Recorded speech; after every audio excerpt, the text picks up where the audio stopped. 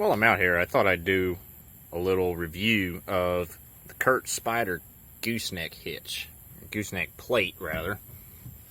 It sits up here on these fifth wheel rails, and it's got an interesting design. It's not your standard rectangular shaped plate. It's rated to tow 25,000 pounds, and I've used it several times now, and it does a great job. With this design, it saves space on the right side, the left side, so you can still put items there. And it seems as good as an under-the-bed gooseneck as far as towing with, and it gives you the ability to also substitute a fifth wheel hitch in here, which I also have a fifth wheel hitch. So the rails there are B&W fifth wheel rails, and they fit in the standard fifth wheel spot. And yeah, the gooseneck plate drops right in, tows the trailer great. As far as negatives to this, I think on goosenecks, normally you would be offset a little bit further to the rear.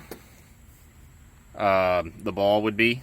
Instead, this is in the dead center of these two plates, or two fifth wheel rails.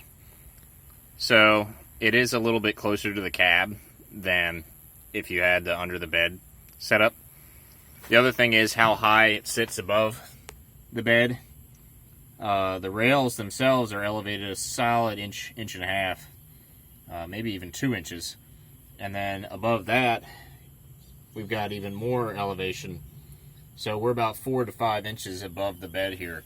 And if you have a tall lifted truck, that may not be the best option for towing your gooseneck. So that's just something to keep in mind. This truck is a 4x4, 3/4 ton on 35s. It does fine, but I have the gooseneck adjusted all the way up to accommodate how high this ball sits.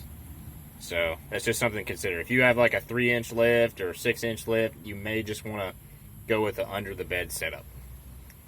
So that's really all I have to say about this. It's a good quality product. It weighs about 60 pounds.